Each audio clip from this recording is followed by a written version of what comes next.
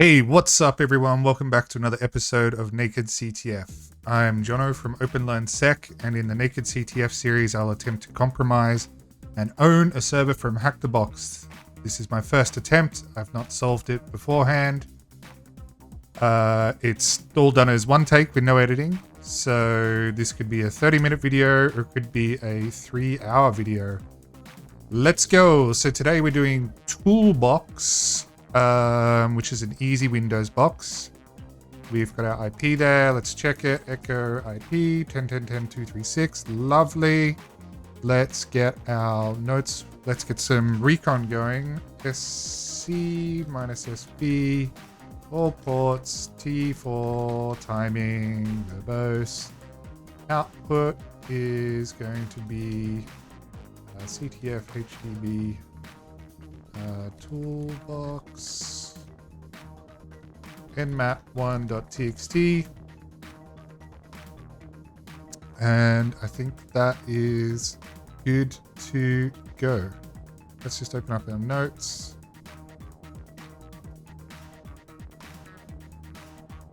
Yes, it would help if we actually specify the target, so let's do that. Okay, and let's just clean this up. Not off to a good start, but that's okay. It's a Windows box, so it looks like it's showing up with some of the regular Windows ports. Toolbox. Here we go. Straight away, we're seeing 443, 445, 22, 139, 21. Whoa, quite a few ports. There will be some irrelevant ports here, if you like. Because they'll just be standard Windows services that are not part of the attack surface that we'll be looking at. That's just a guess, but that's how it normally goes. And let's just wait for it to finish.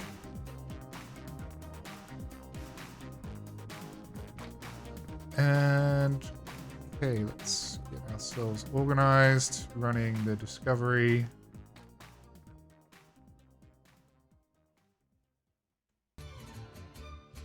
Let's see what we get.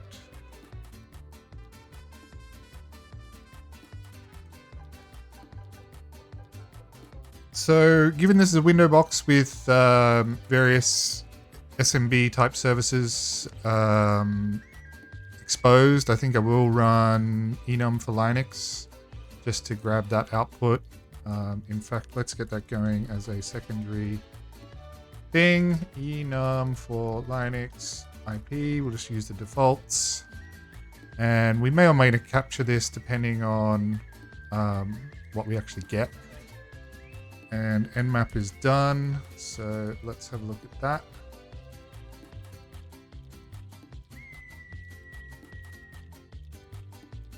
that. Okay, less nmap1.txt. So I'm just going to shrink the font so I can copy and paste everything, and then we'll go through it one by one. So let's grab this. We will blow that back up again. And let's put it into our nmap output. Okay, and we'll go through them one by one. So we've got FTP, which is not Microsoft IIS FTP, it's actually FileZilla, which is interesting. So that's a third-party FTP daemon. Anonymous FTP login allowed. That's cool. And it looks like in the FTP root directory, there's something called Docker Toolbox. Docker I'm familiar with. Docker Toolbox, I haven't heard a whole lot. I've heard of it, but I don't know a whole lot about it. SSH for Windows is there. Again, that's, I think, non-standard because you would have to install that. MSRPC, NetBIOS. That port is TCP wrapped. And what else we got? Some other standard Windows ports. 5985 and 47001 is the HTTP API service, supporting some functions like universal plug and play. Then we've got the Windows RPC services up on the high order ports. Not a whole lot we want to do there. And then SMB. So the SMB enumeration, SMB2 signing enabled but not required. Cool. Okay, configure.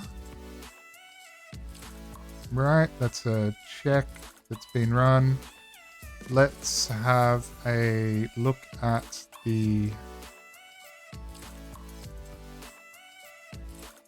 where are we? Oops. Okay. Not doing too well on the hotkeys today. That's alright. Let's have a look at the output of enum for Linux.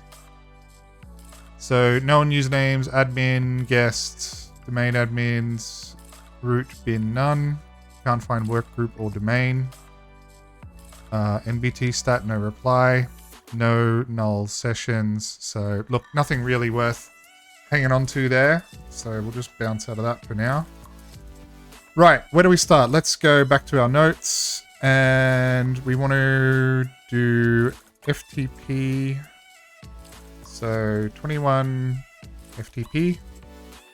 Have a look around FTP directory, which allows anonymous login. Then what's the other obvious stuff? So 21 TCP SSH. We don't have any credentials, so we'll probably leave that alone. SMB, we want to investigate a bit further.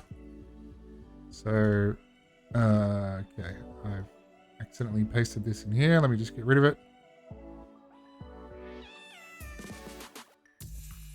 So 139.445 SMB, probe further for any SMB shares. What was there in terms of HTTP? So there's no standard port 80, port 4. Okay, 443 is there, but it says TCP wrapped. So there may be something to look into there. 5985 and 47001 is this Microsoft service, HTTP API. So we're going to leave that alone for now because there's not a whole lot to do with it. So 443 question mark, is this port actually opened or closed? So if we look at nmap TCP wrapped, means the behavior of the port is consistent with one that is protected by TCP wrapper. And TCP wrapper is, I think, predominantly a Linux utility, but it could mean that the Windows firewall is filtering that port specifically. But look, there's one way to do it, and that is to grab the IP and go HTTPS, because it's 443. Okay, we do get a response. We get the security warning about a self-signed certificate. And okay, there's a website here on 443 called Mega Logistics. So let's go back to our note. 443 HTTPS is confirmed. Website present, Mega Logistics, casual browse for anything interesting. Identify if OSS, open source or commercial software deployed. And then we can potentially do file and directory enum. In fact, let's just get that going anyway, because there's no point in hesitating. So we'll create a new window here. We will split this in half. And then we will do fuff. -u is going to be HTTPS IP. And then fuzz, the word list is going to be, let's have a look. We need to open our somewhat organized notes and just remind myself of the word lists that we want. So it's going to be user share word lists, sec lists, discovery, web content, and then we want to do directory lists. Let's go with medium, and then we want to redirect errors to dev null, and off you go. And then we're going to do the same here, but it will be buff. We don't know what the web server is, whether it's like ASP or something else. Site is down. Okay. All right, that was weird. We had a refused connection for a second.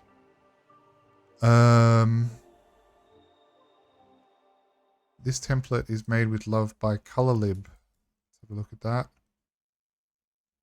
Yeah, so we'll just let the directory enum run for now until we know what possible file extensions might exist. So, okay, colorlib does WordPress themes. So this could be a WordPress site running on 4.4.3. One easy way I like to check that is to try and go to WP admin and see if we get the login page. The website is quite slow to respond, maybe because it's getting hammered by the directory enumeration.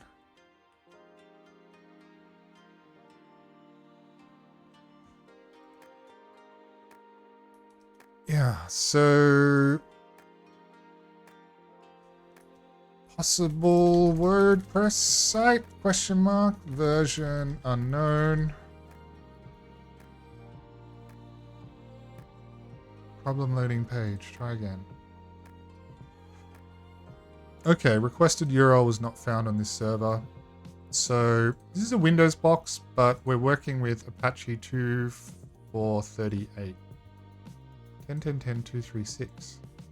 10.10.10.236. Windows. Okay, because the server tag has got Debian in the build. So, okay. From 404 page.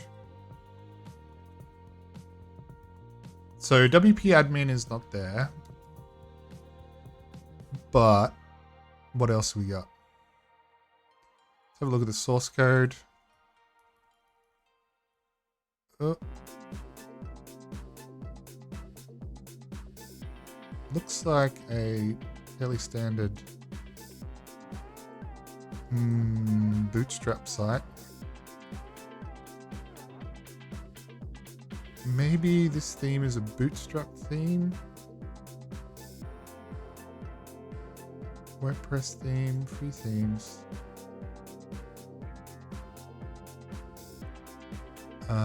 Let's do. Let's search Bootstrap site colorlib.com. Yeah, 42 free Bootstrap admin dashboard templates. So,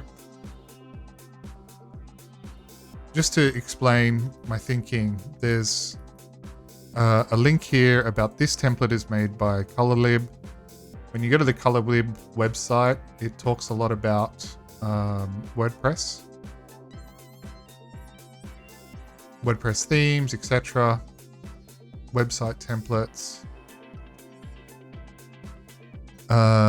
Yeah, and then if you filter here, you see they've got some Bootstrap templates. So I think this may be a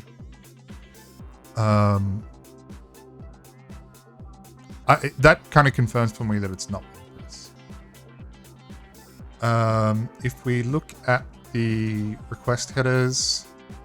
So let's go to network, reload, see if there's any mention of like PHP or anything like that.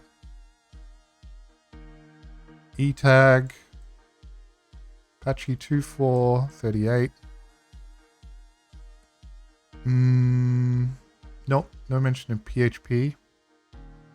So if we look at the links here, all the links go nowhere. They just link back to the home page.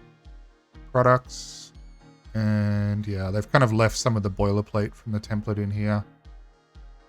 If we go back to the source code and we look at the forms, so it posts to itself. Post to itself. And there's only 2 forms there. Let's have a look at comments. Link back to colorlib can't be removed. Fair enough. Should always do attestation. If you're using someone's free template, make sure you abide by their terms. Don't be that guy who uses the template and then doesn't give them credit for it.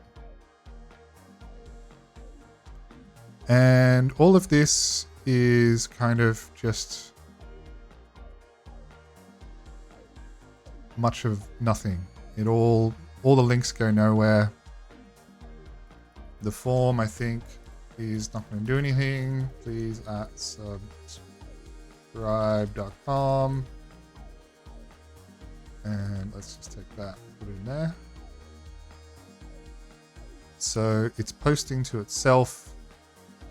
And yeah, I think this is just vanilla HTML with no server-side scripting like PHP or ASP or anything available. It's just a static HTML site. Although we do have about and services and industries and blog and content. So let's have a look at these. About us. All lorem ipsum, which is just placeholder text. Lorem ipsum. Christine Rooster, Brandon Sharp. I don't think these profiles are even relevant. Like, I think these are part of the boilerplate.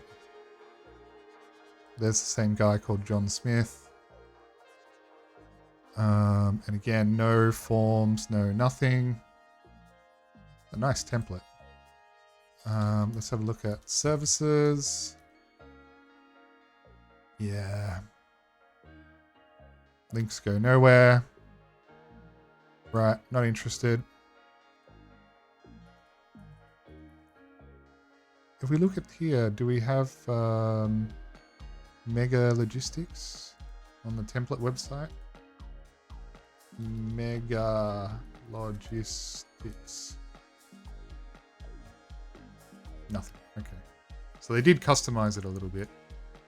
Get started. This goes nowhere. Oh, that's the home page. Industries. Yeah, all empty hrefs that go nowhere. Contact. This one might have something useful. Your email at domain.com, so not even a kind of a hint. Let's have a look at the form. Form. Yeah, post to itself. Nothing. Okay, not a whole lot. I'm just going to assume these other pages are the same. Okay. Appears to be pretty static website with no real forms or type of or any kind of input, login, etc. Let's have a look at the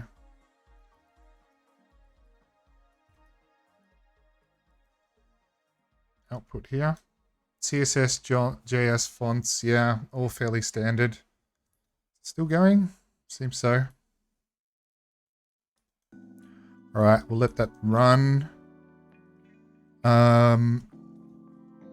Further enum may be required. Okay. So we got some interesting stuff. Apache 2438. This Debian tag is a bit weird because it's running on Windows. So I think the next thing is let's go and have a look at the FTP directory. FileZilla.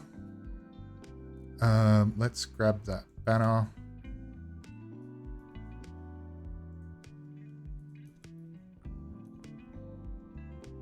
Anonymous. Okay, what do we got? We got nothing except one executable. One file docker toolbox.exe. You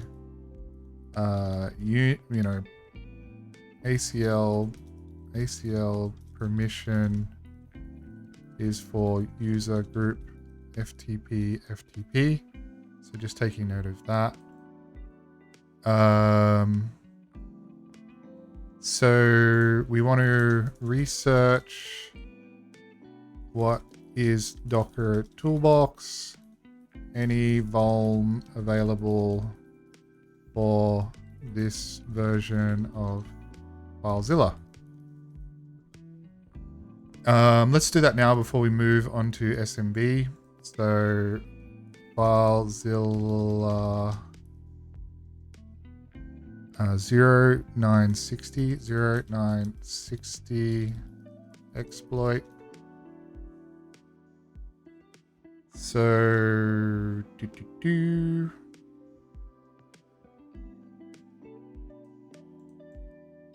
beast vulnerability found in FileZilla.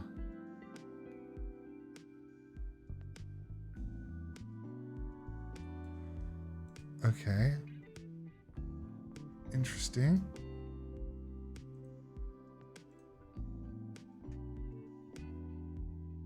Oh, that's a rude word. Can't use that. FileZilla local admin port exploit. Usage. Put it in target. Run or visit it. Spawns an account. System with a password which has full privilege on C drive. Enjoy it. Okay. 0960. Let's do CVE to start with. CVE. 096 related CVEs. Nothing specifically for that version. What is this beast vulnerability?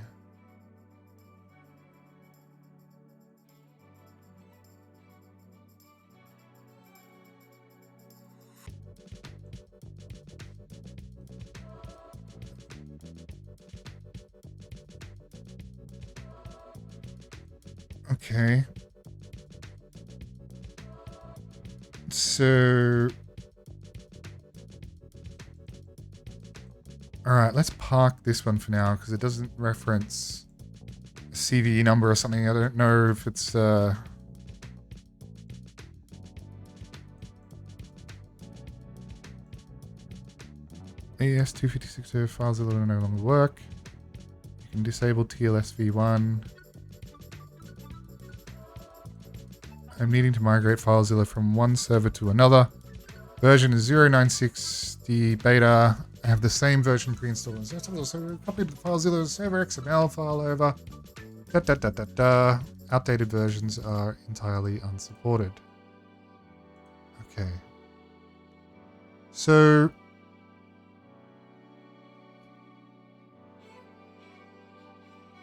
nothing like really obvious that stands out like a well-known vulnerability that has exploits available.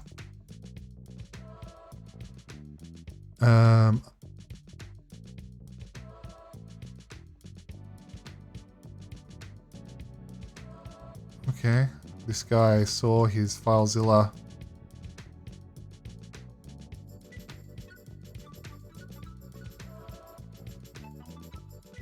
This guy watched his FileZilla instance get attacked in real time. Kind of cool. Yep. Garbage characters were inserted to affect a buffer overflow. That sounds plausible.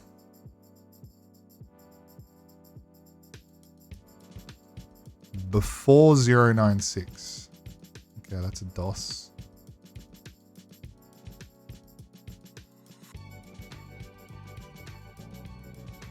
FileZilla FTP server 0921, so that's earlier.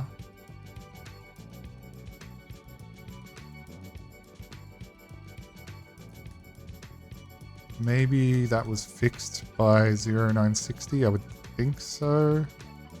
And yeah, that's that denial of service vulnerability. So we're not really interested in that because our objective is to not deny service. So, no obvious CV vuln for this version of FileZilla server. Let's have a look. Docker Toolbox. And yeah, Docker Toolbox. Yeah, predates Docker Desktop, I think. So, is Docker Toolbox still available? No, Docker Toolbox is deprecated and no longer available for the downloading. So what we might do is actually grab this Docker Toolbox, and it makes sense, Toolbox, Docker Toolbox, the name of the CTF is Toolbox, so kind of gives us a hint that this is the path that we should be looking at. Let's get a copy of it and see if we can grab a version number from the installer. It looks to be a massive file. Okay.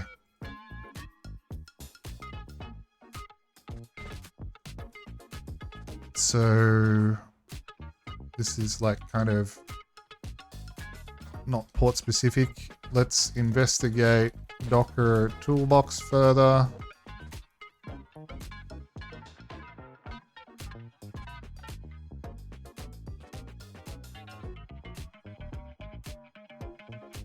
Some old Docker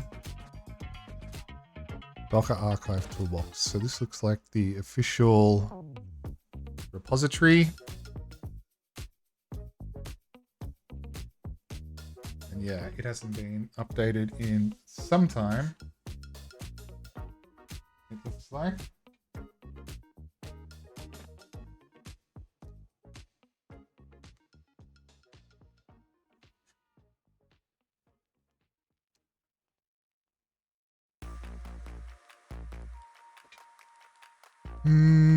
This project and repository is now deprecated, no longer in active development. Please use Docker Desktop where possible.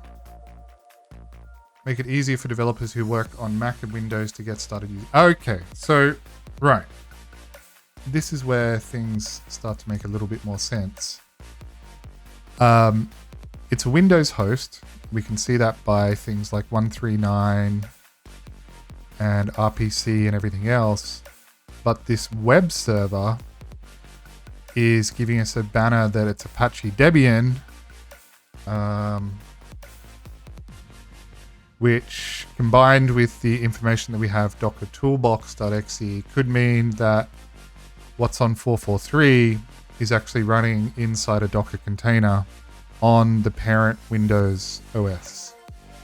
So let's do file Docker Toolbox. Let's do exif tool Docker Toolbox and product name Docker, yeah, version Let's go 19031. So if we go back to FTP, exif tool shows docker toolbox.exe, and I'm assuming this is the installer. Is version 19031. Okay.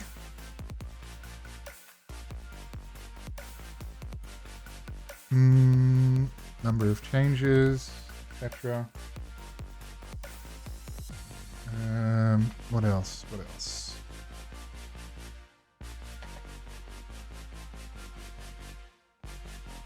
Given these changes to Docker has decided to archive So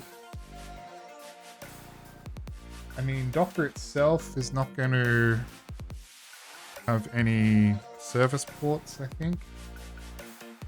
I don't know how Docker Toolbox works. Docker Toolbox CD.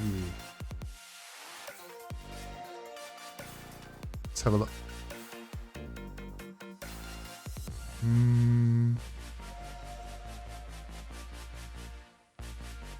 Let's sort by score. So we're looking at Toolbox 1903, but this is Docker project itself, not Docker Toolbox. So this is going to have a whole bunch of cruft that's not relevant, because Docker Toolbox is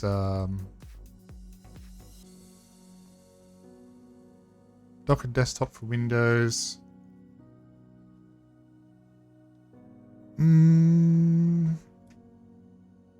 Okay, let's have a look at this.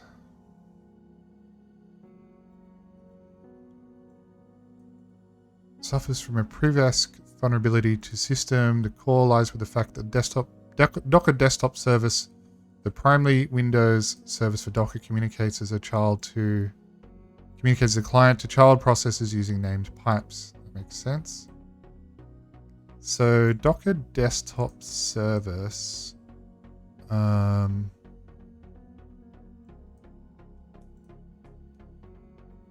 but Docker Desktop postdates Docker Toolbox, I believe.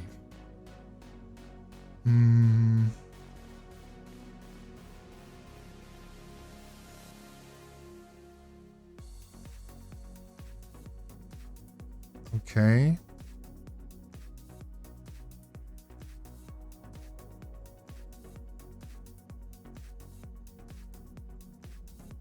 Right.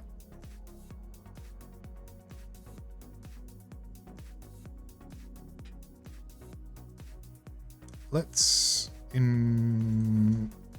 force Google to include Toolbox in the results. Okay. Now, keep in mind, this version may not be correct. This might be something around the build version, rather than the actual installed version. I don't know. Privask boot to Docker. Okay, this is a Linux distro called boot to Docker.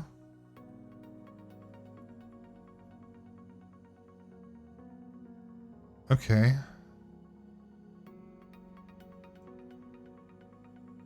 Further analysis and documentation, we can find that Docker Toolbox has default access to C users mounted to C users.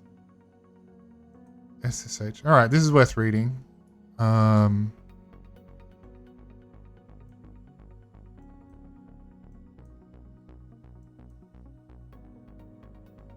Oh, okay. Boot to Docker is a lightweight Linux distribution made specifically to run Docker containers.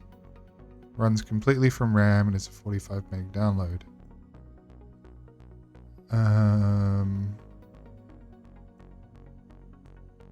So this guy has done some linps, post-exploitation. We're not even at that stage yet. I mean, this is a priv-esque, right? So We probably want to tuck this away in case this is relevant somewhere in the future.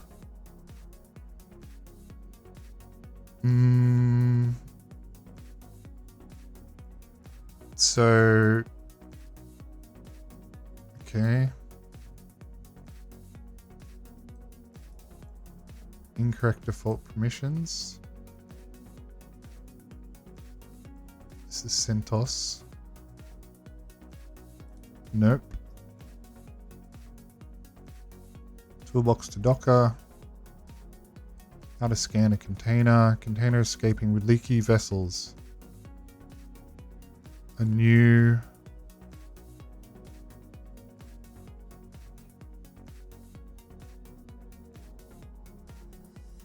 Okay.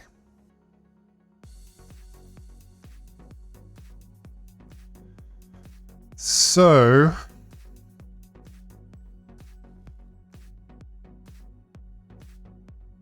let's have a look at 139 and 445 SMB. So... let me just grab my notes. No, I think it's in this one. LDAP. SMB. Yep. Still haven't added it yet. SMB. Yeah. So let's do nmap script smb vuln star IP. Let's run these specific nmap NSE scripts.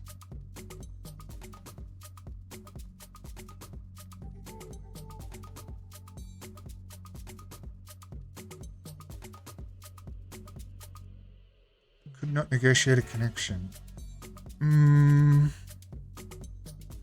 So 139 and 445 are open. Let's try SMB client minus L IP. Null session. Yeah, I think it's locked down pretty tight. How do you do the null session? It is...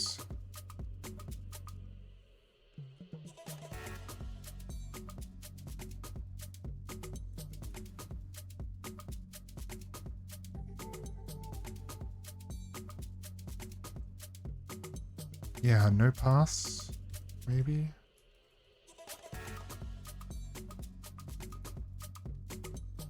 N for no pass. Nope. SMB client null session. I forget. There's a syntax for it. Yeah, you use the U flag and you pass like a particular format.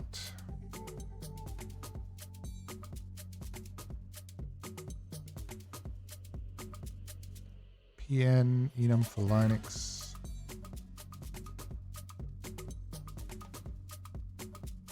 Yeah, we're not getting anything back. Null. Oh, that's no good.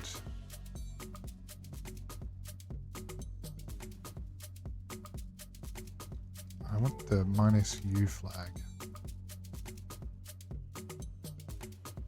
Yeah, -U blank -N. -U blank -N. Nope. Okay. I think SMB is a dead end. Likely dead end. No null session. Seems pretty tightly locked down. Further enum may be required. Okay, so now we're back to our static website running inside a container with Docker Toolbox. Okay. FileZilla doesn't appear to be vulnerable, so I think we turn our attention back to Docker Toolbox. Toolbox, nothing there.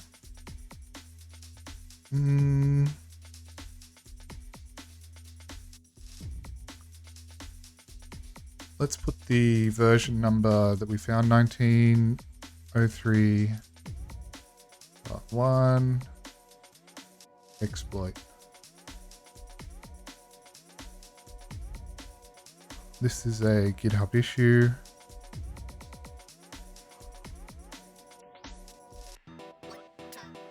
Uh-oh. You know it's getting bad when the search results are not in your language. Okay. So 40 minutes in, vulnerability.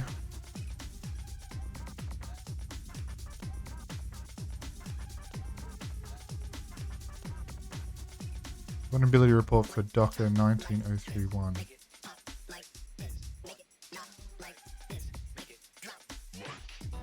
Out of bounds read.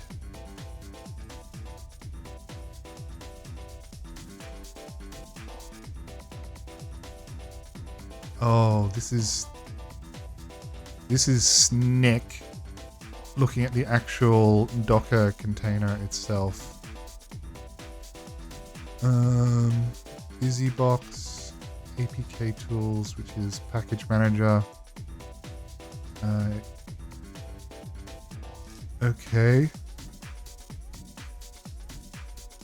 I'm going to be honest here. I'm a little bit short on time for this one because I need to go and organize dinner for my family.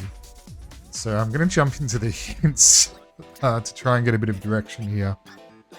What is the name of the file on that FTP server? It's docker-toolbox.exe.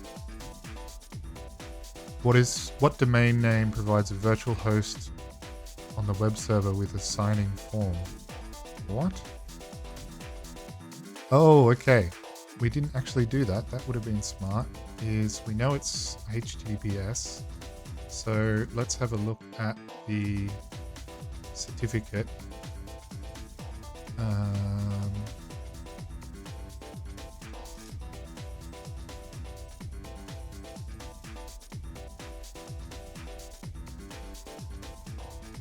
Oops. Advanced use certificate.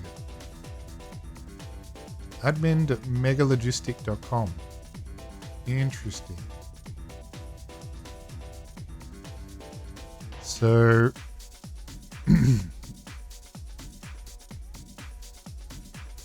TLS has a common name attribute. Okay. And then we've got admin@megalogistic.com. Let's grab that as a possible credential. Right. So admin.megalogistic.com.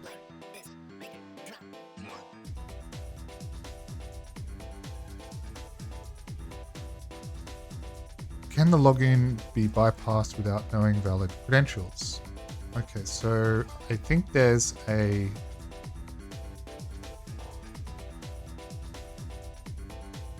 another website that we haven't quite looked at here. I mean, we didn't find /admin. So okay, so the theory here is that admin.megalogistic.com is a vhost. And if we present that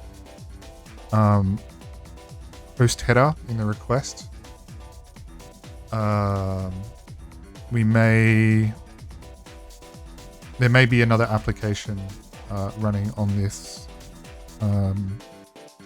container. So add host admin.megalogistic.com IP.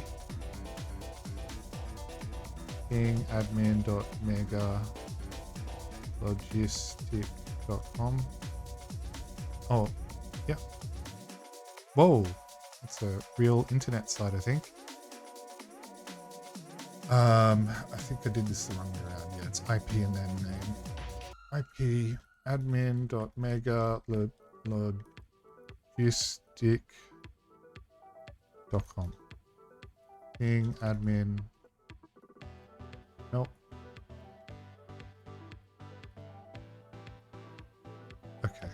All right. So that's resolving correctly. So let's try HTTPS admin.megalogistic.com. Seems to be working. And there's probably another app here. Okay, what the hell is this?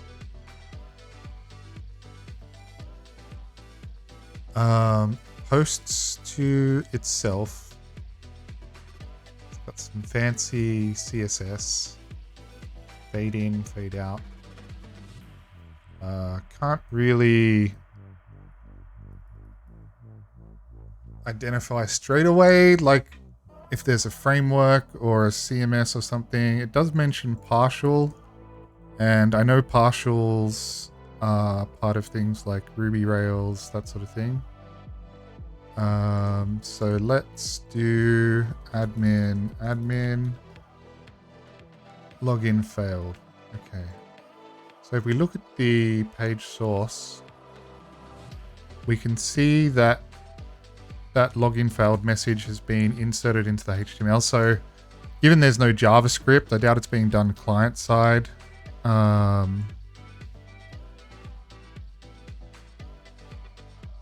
And yeah, so let's Google partial.html and let's just search exactly for that. So it could be an ASP.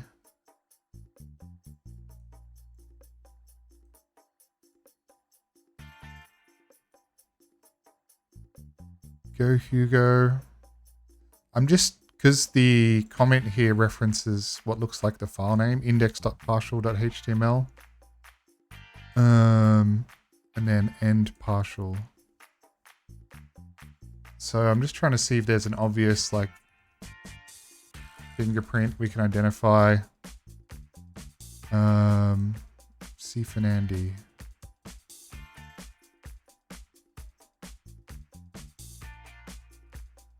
What is this? Kind of looks the same, right? Comment is the same. Code pen, monster flip card. Is there JS? No, there's no JavaScript.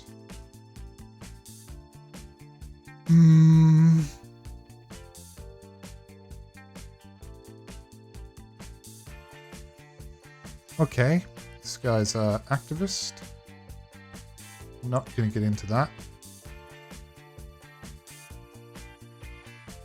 Oh, you know what? I think, yeah, it's a gist. It's not an actual project. UI router. I think UI router is part of a single page framework. 10 years ago. AngularJS, yeah. Yeah, okay. So, look, let's not spend too much time on this. Let's try a few more default creds. There's no obvious, like, app that this belongs to or anything like that. Let's capture this in Burp.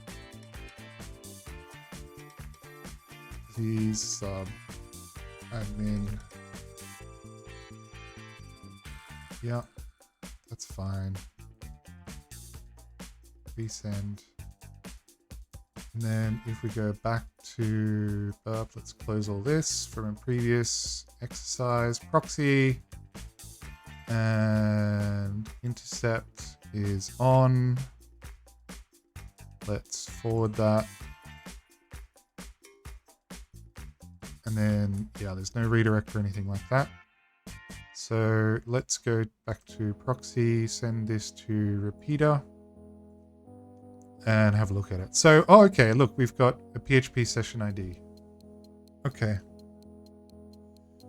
So maybe it's like Angular JS, but there's no JavaScript, so I don't know. It's quite annoying. These are weird headers that I don't think I've seen before. So let's try some basic stuff like ID. Code execution. Nope. We've got a login failed. Let's do ID. Just trying some basic stuff here to see if there's any remote command execution. Could also try a couple of SQL injections. SQL injection payload. Okay, we want to turn but off. Thank you very much. Reload that. And yeah, this is my jam. So let's see if this guy does anything.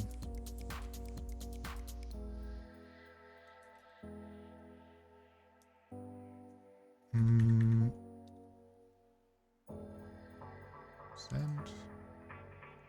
Oh, look at that.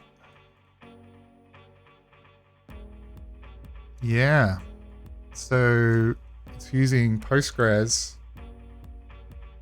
and it's leaking all sorts of stuff. So we know the path is that.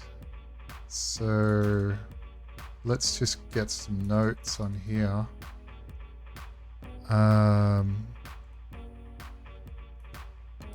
And let's create a new kind of subsection for admin.megalogistic.com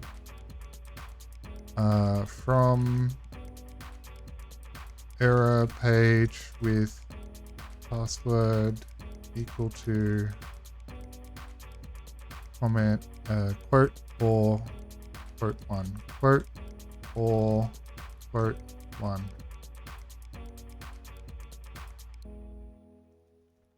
So we've got some good, useful stuff here. So we know the local path on the file system.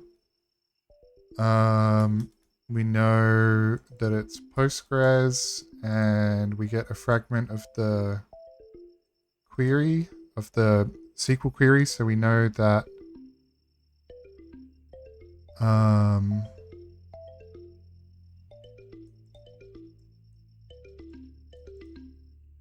we know the field name and the password field name, and this is probably users, and there's an MD5 going on. That's handy. Okay, but here's where it all goes wrong for me. I am not good at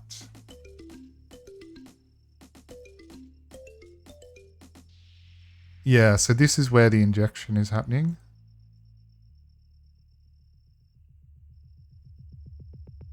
I am not good at writing SQLi.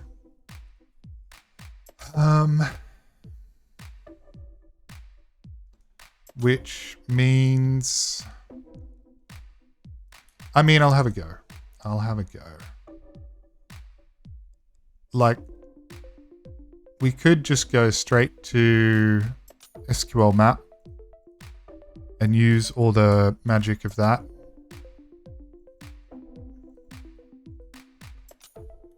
But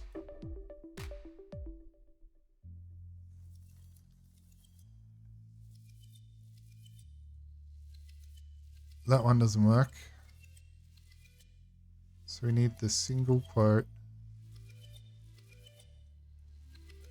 Let's try and build some sort of payload here. What do we want to do? We want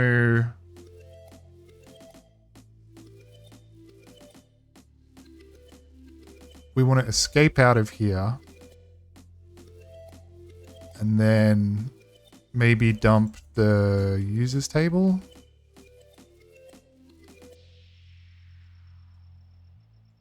which is going to have MD5 passwords. Okay, because I'm a little bit short on time, I'm going to use SQL map. This is not good because it doesn't give me experience in doing SQLi, but I am going to not cheat, but so we want to do -u http admin.megalogistics.com index.php and let's just run it, see what it says. admin.megalogistics.com. Okay. Oh. Singular, not plural. Do that all the time.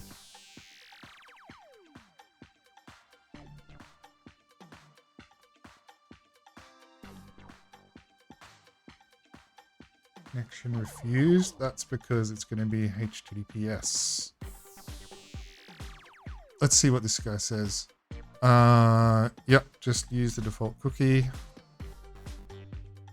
No parameters for testing in the provided data. So we want to do forms because it's post data. And then username and password. That's what we saw in burp, right? Yep, username and password. Yes. No.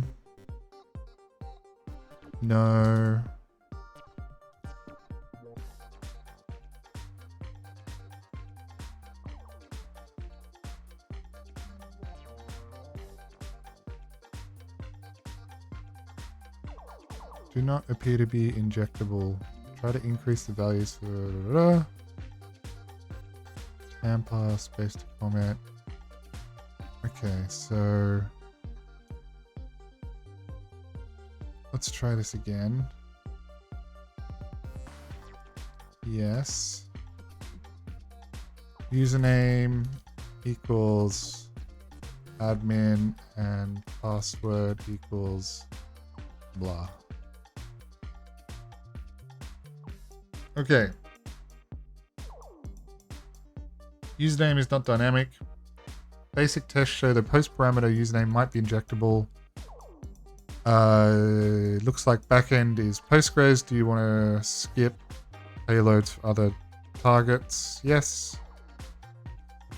For the remaining tests, you want to include all tests for Postgres, extending provided level 1 and risk. Yeah, fine.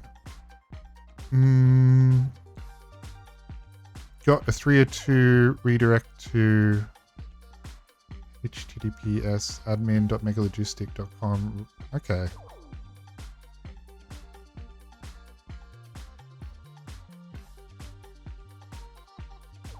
Okay. Sure.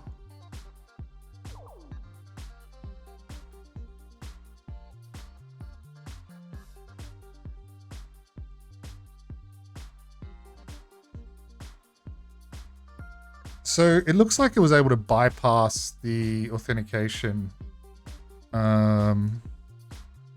Let's just do that because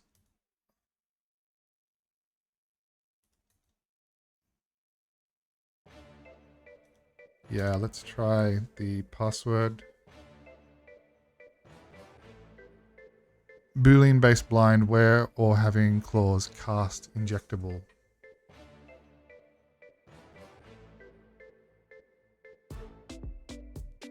Okay. So if we go back to the hints, yes, it can be bypassed. This is going to be Postgres. PostgreSQL. Yeah.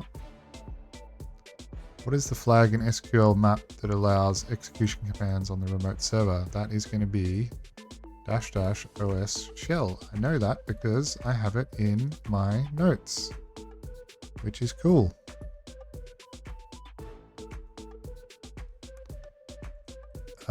Password is vulnerable. Okay.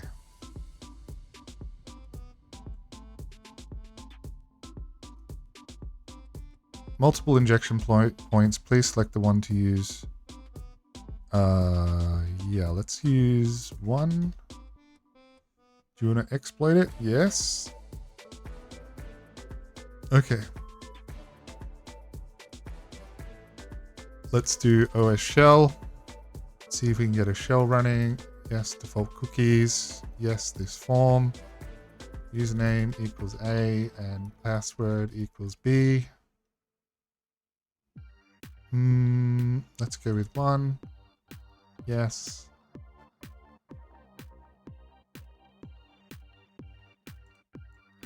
Skipping to the next target. Okay, maybe we need to use the other parameter. Yes. Username equals admin and password equals blah. 0. Yes. Unable to exploit. Prompt for an interactive operating shell via the backend DBMS because stack queries. SQL injection is not supported. Skipping to the next target. Okay. So, I mean, from the hints, we should be using OS shell to get something. So how do we do SQL map clear session?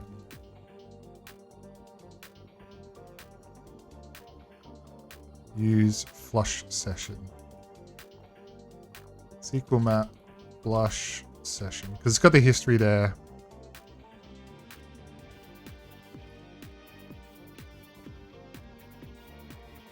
Yes, we want to test that form. Username equals admin and password. Whoops. And password equals blah. Skip the other databases. Yes. Yes. No, we don't want to follow.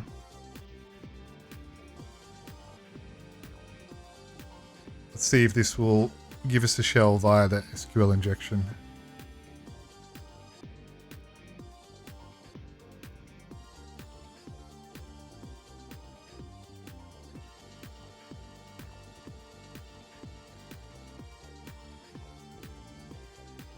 Target URL appears to have 2 columns in query. Do you want to retry to find proper union column types with fuzzy test? Nah, let's skip that.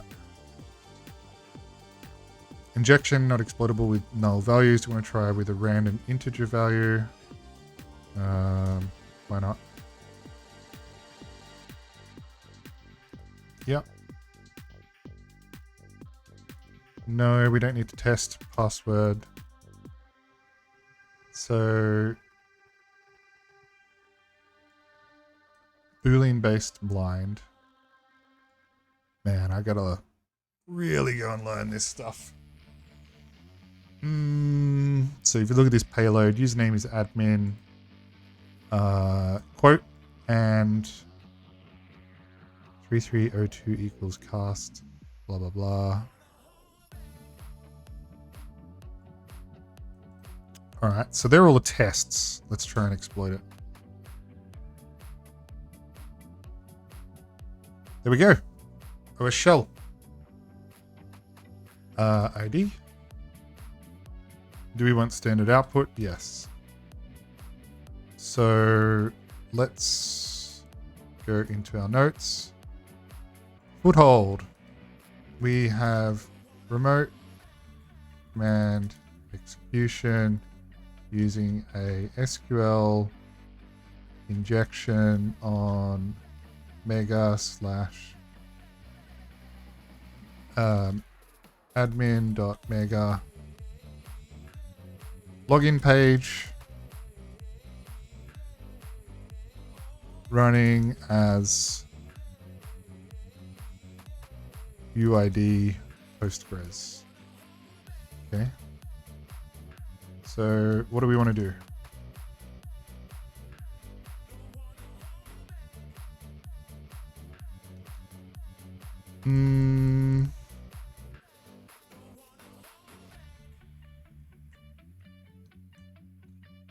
ls/home. Yes. Tony. ls home Tony. No output. ls minus lath home.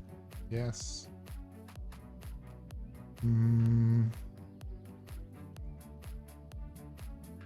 Home Tony. Nothing. ls root.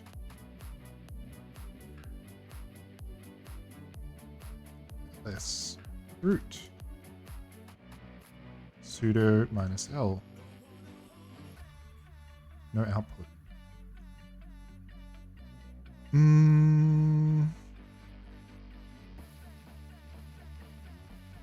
Okay. Now, we did see somewhere around here.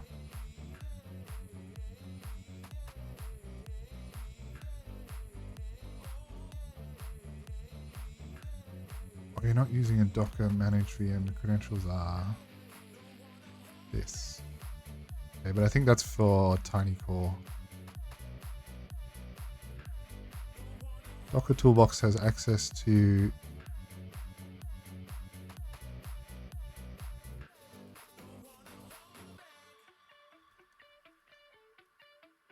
yes.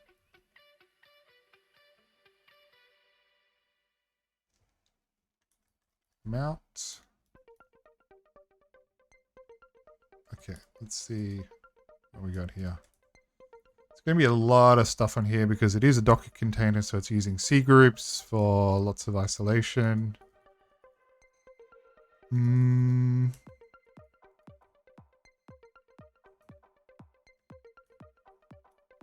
Okay.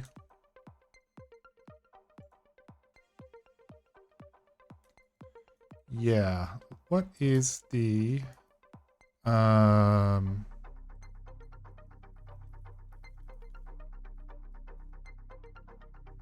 Postgres users directory? It's going to be var lib PostgreSQL.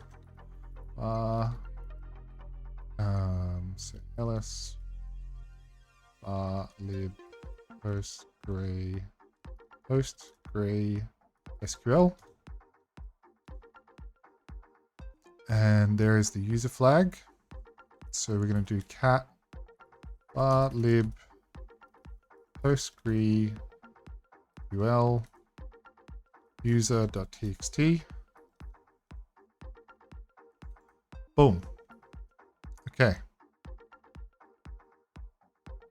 Let's save that. Okay, halfway there. Docker Toolbox runs the boot to Docker Linux distribution. Oh, okay. Well, boot to Docker is what we found here, right? Boot to Docker. Docker Toolbox runs the boot to Docker Linux distribution. So if you create a Linux container or run a Linux container, it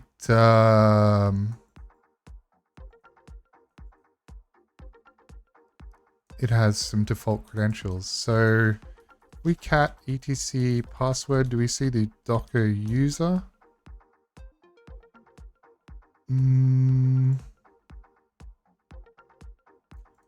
Or is that going to be the Docker user on the host, not the container?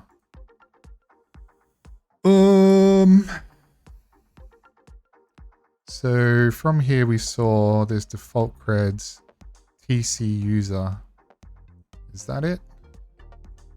TC user? Yes. Okay. So what do we want to do? Maybe if we go back to our enumeration, OpenSSH is running on Windows. So is it a case that we do SSH docker at IP TC user? TC user.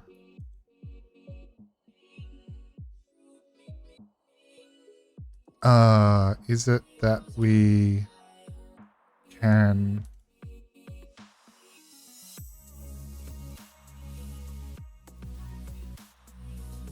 no 0. Oh. Is it that we can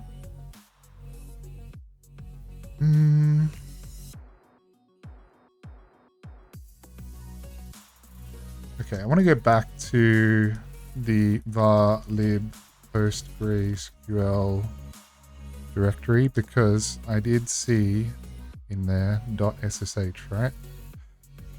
So .ssh, yes. Okay, that's just known host. There's no key or anything like that. 11 is the Docker, is the Postgres major version. So I'm just trying to figure this out. Does that mean no? I don't think so. That's the only IP we know of, right?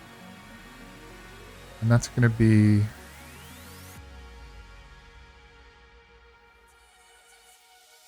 SSH for Windows.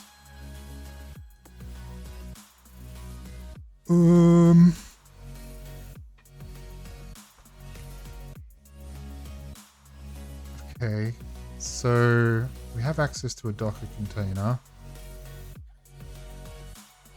So if config.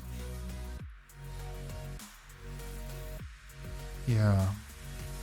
So this is the Docker network address, which is kind of like a virtualized address. Yeah. What's the IP address of the host machine? That would be the gateway that it's routing to. .1. Simple enough. So the container IP is 172.17.02. The default gateway is 1. Stands to reason. .1 is the host itself. What is the name of the file that contains the administrator's private SSH key?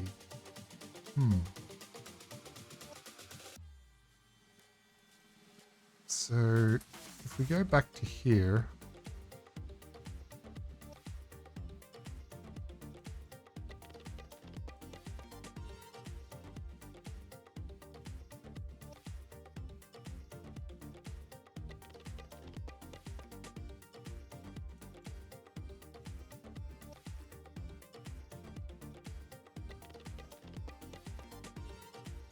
so do we have access to the Windows host file system?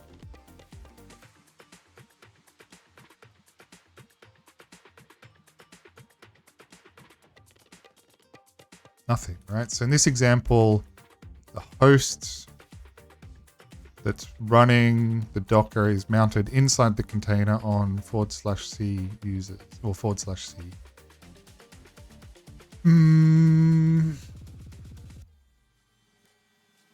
Oops. Go back.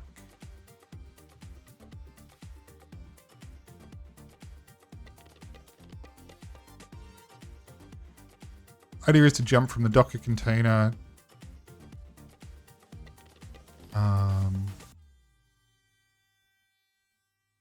I mean, we can try and SSH to Docker at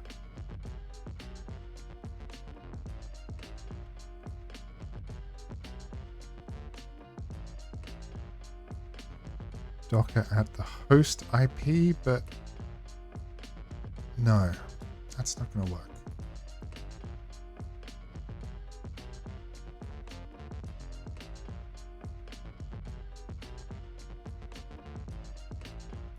Docker machine. Nothing.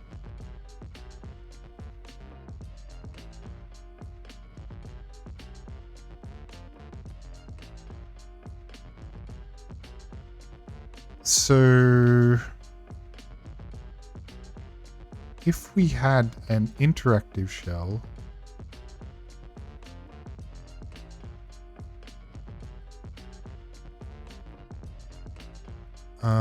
SSH docker at 172.17.0.1.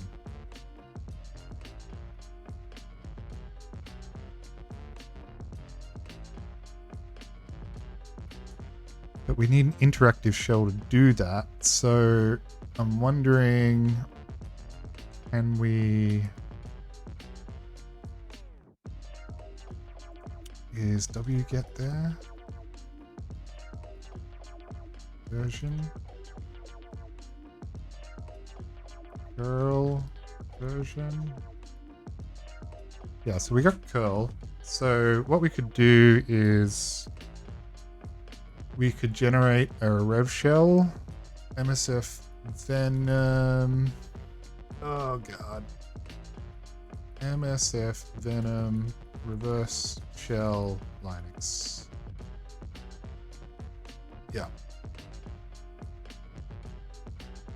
So we want a non-meterpreter stageless payload for Linux. Yep. So let's do this. Let's generate a binary to upload. Let's do... we go back to uname -a. It's going to be cat PC issue. Okay, we're just going to assume it's 64-bit. So let's create a payload. Let's go back to here, and this is going to be ton 0, which has my IP. Port number would be 1337. And let's do that. While we're here, we're going to set up MV shell x64 to CTF HDB toolbox cd CTF HDB toolbox. We'll run a Python web server, and hopefully we can actually reach this from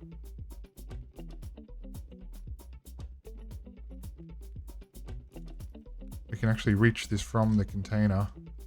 So curl http /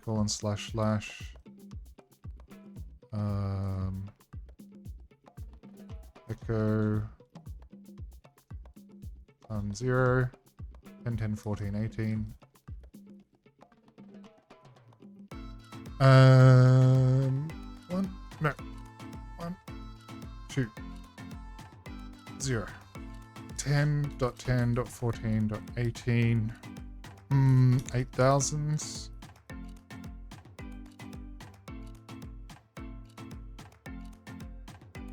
What?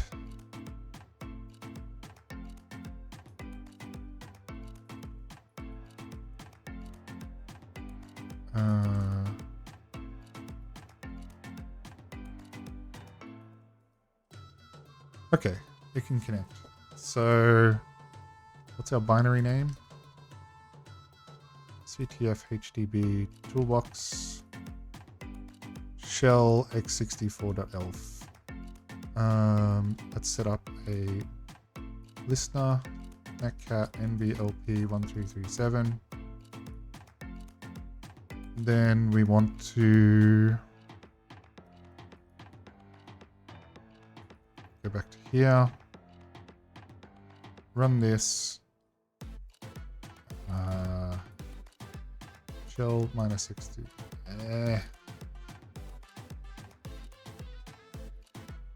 Shell -x64.elf. Output to temp shell. ls temp. Yes. chmod +x temp shell. Yes.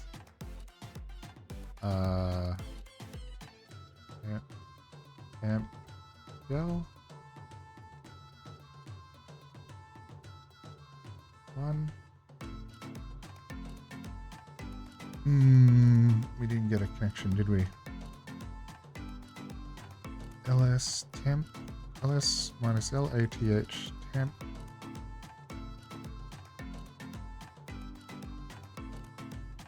Read, write, execute.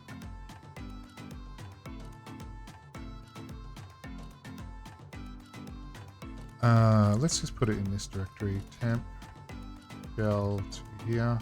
Yes. Yes. Shell. Yes. Okay. 1. Yeah, we got a connection.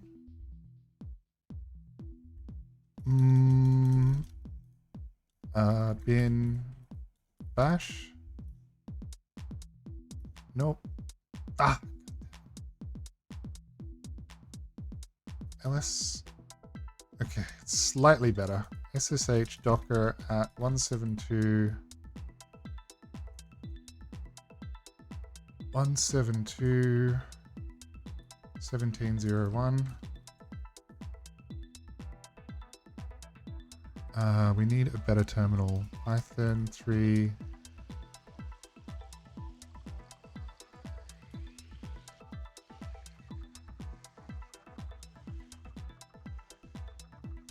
pty Python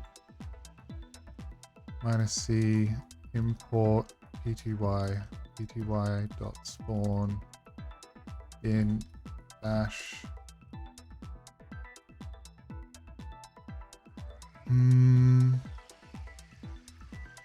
Python 3 version. Python 3 -c import pty.spawn bin bash. Okay, that's a little bit better. SSH docker at 172.17.0.1. What was it? TC user. Okay. So we're making progress. So we've already got the user flag. If we do ls root, we have the C here. Awesome.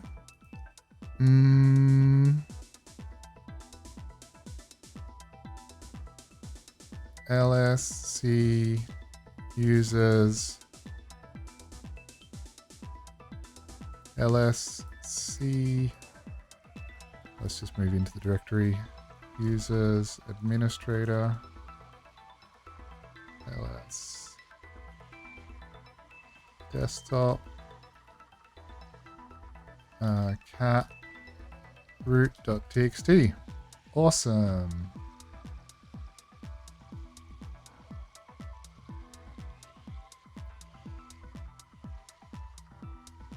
So we already have the root flag because that file system is mounted and the parent Windows file system. So what I do want to do is get SSH access to the Windows host. So open SSH Windows key location. I don't actually know where it's stored. User profile.ssh. So I think it's here. Is there a .ssh?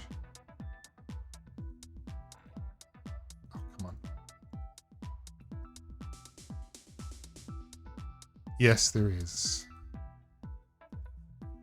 So .ssh cat ID RSA, and let's just make this a bit smaller so we can grab it all.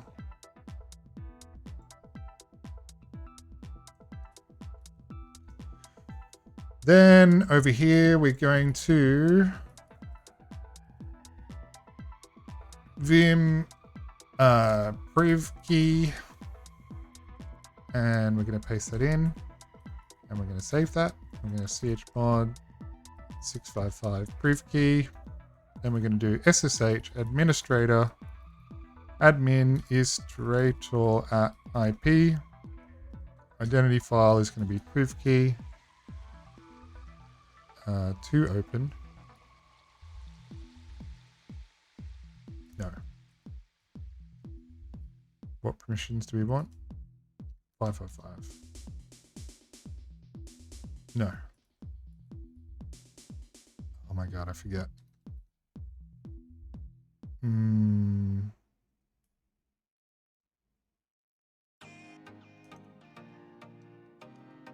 Open SSH key permissions.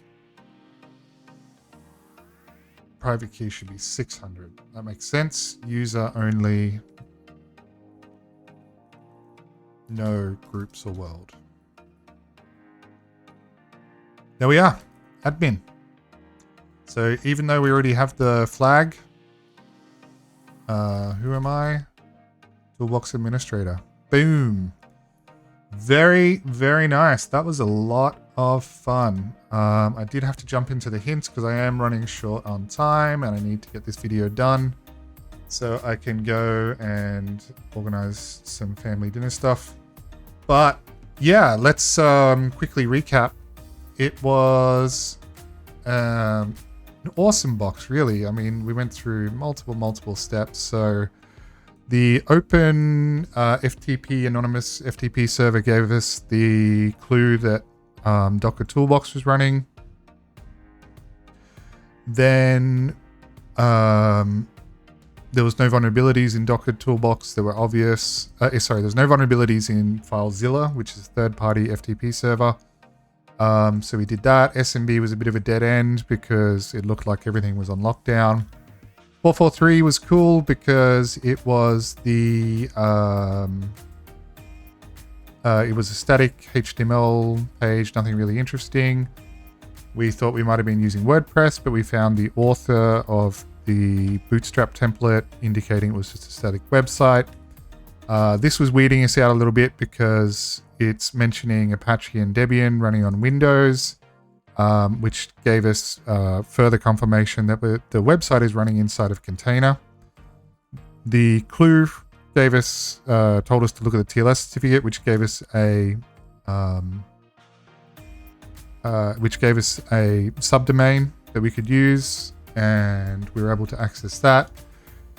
Using SQL map, we were able to through a manual enumeration, we definitely thought that the login form was SQL injectable, but my SQL injection skills are not that great, so we turned to SQL map.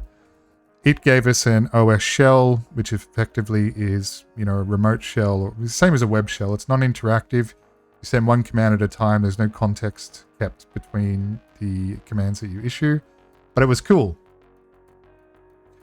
Then, using Docker Toolbox, we found this write-up where, not this write-up, this one, that the Docker Toolbox kind of parent for virtualization uses boot to Docker. So we already had remote command execution through the SQL injection that allowed us to stage and upload a reverse shell created with MSF Venom. That connected back to us. That gave us a more stable shell. That allowed us to SSH to the Docker parent, the container parent. That had default credentials, which is here. if you want to log in manually or not using a Docker machine managed VM. Once we're in there, we had the C users, well, we had the C users file system or the path from the parent host, which is Windows, where all of this is running. And that was able to give us the SSH key for the administrator user. We then used that to log in and got the root flag. Happy days. That was a lot of fun. Very, very cool box. All right. So, like I said, it's been a lot of fun. If you stuck around to the end of this video, thank you very much. Have a great morning, afternoon, evening, nighttime, whatever time it is for you, and I'll see you in the next video. Bye-bye.